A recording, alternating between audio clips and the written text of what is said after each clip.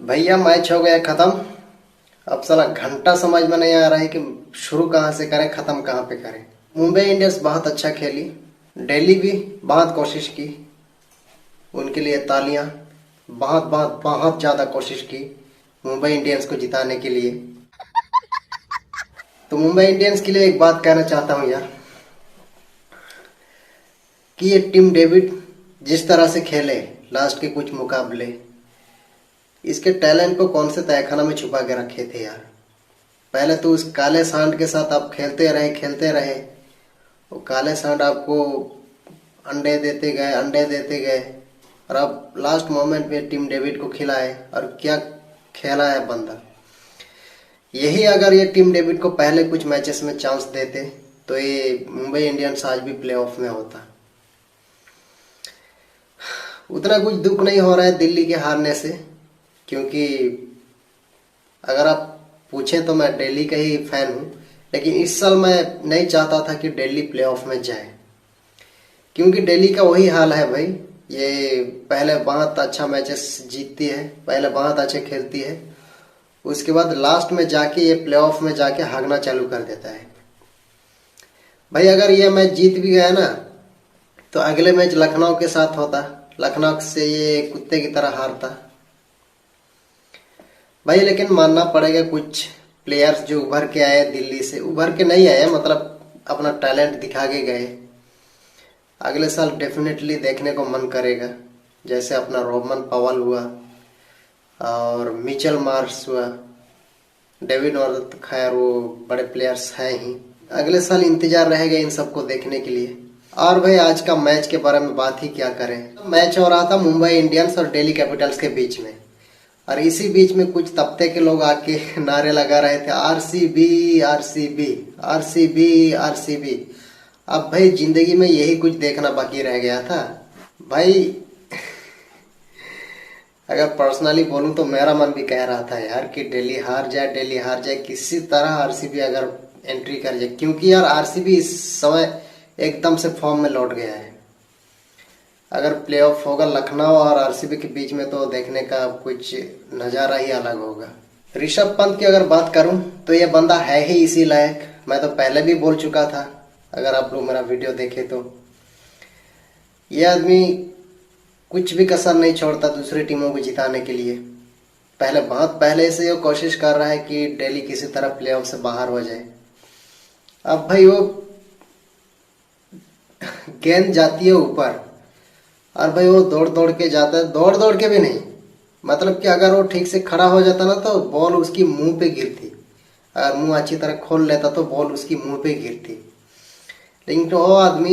लेकिन वो आदमी ग्लव्स पहन के मतलब कि जाता है, ऐसे करता है और गेंद उसके हाथ से चिटक के बाहर आ जाता है। अब इस पे क्या बोले बोलिए।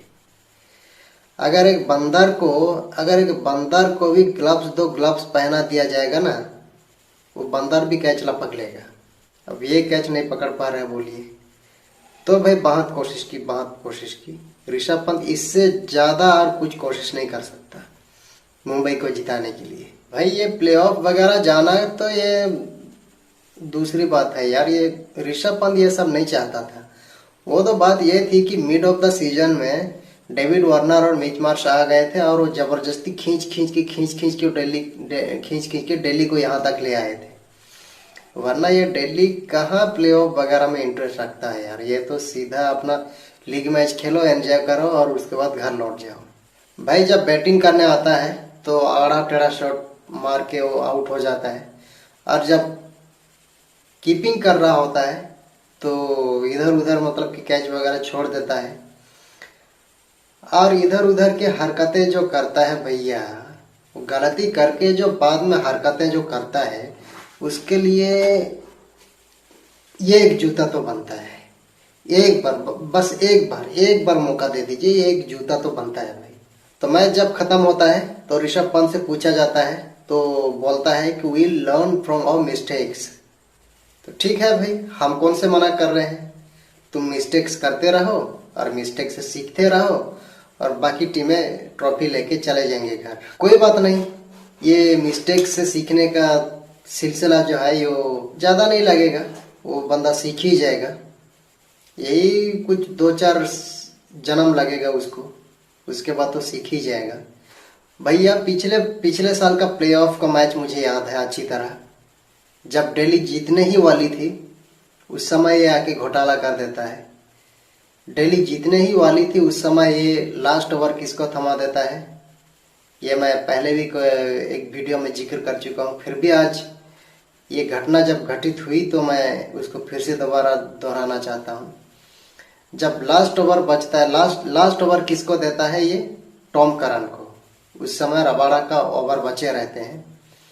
ये मैच जीता हुआ मैच को हराया है। उसी समय से मैं कसम खा लिया कि भाई दिल्ली अब किसी हाल से प्लेऑफ में नहीं जाना चाहिए, क्योंकि वो प्रेशर झेल ही नहीं पाएगा यार। ऋषभ पंत प्रेशर झेल ही नहीं पाएगा। एक बात तो भाई खुशी की बात ये थी, खुशी मनाने लायक बात ये थी कि रिकी पॉन्टिंग बाहर से फील्ड सेट कर रहे थे। ये देख के बहुत खुशी लगी भाई। रिकी पॉन्टिंग सेट कर रहा है बाहर से फील्ड, ऋषभ पंत जाके बात कर रहे डेविड वार्नर से सलाह ले रहा है कि क्या करना चाहिए क्या नहीं। ये बात मुझे बहुत अच्छी लगी। तो भाई मैं पहले से ही कह रहा था कि ऋषभ पंत अभी कैप्टन के लिए रेडी नहीं है मतलब कि अभी कैप्टन मटेरियल ही नहीं है। वो किसी और को कैप्टनसी करके मतलब दिल्ली का नैया थोड़ा पार कराने की कोशिश करना चाहिए। मुंबई ने ये लास्ट के फेजेस में जिस तरह से प्रदर्शन दिखाई है, अगले साल भैया ये आके कहर मचाएगी। अगर फिर से ये काले सांड को अगर लेके नहीं आई तो फिर से ये काले सांड को ही लेके अगर मैच खिलाते रहे तो फिर भैया उसके नैया को कोई नहीं बचा सकता। अभी थोड़ा ले पकड़ा है, तो अगले साल जब आए तो इन्हीं प्लेयर के साथ कंटिन्यू करना चाहिए जो लगातार मैचेस जिताए हैं। टिम डेविड, अगले साल उनका प्रायोरिटी उसी पे होना चाहिए, टिम डेविड पे, और किसी दूसरे की तरफ नहीं देखना चाहिए। बहुत अच्छा मैच विनर उभर के आया है अभी मुंबई से। तो ठीक है, अभी के लिए इतना ही। मिलते हैं अगले वीडियो में, तब तक के लिए इजाजत दीजिए अपना दोस्त को। नमस्कार।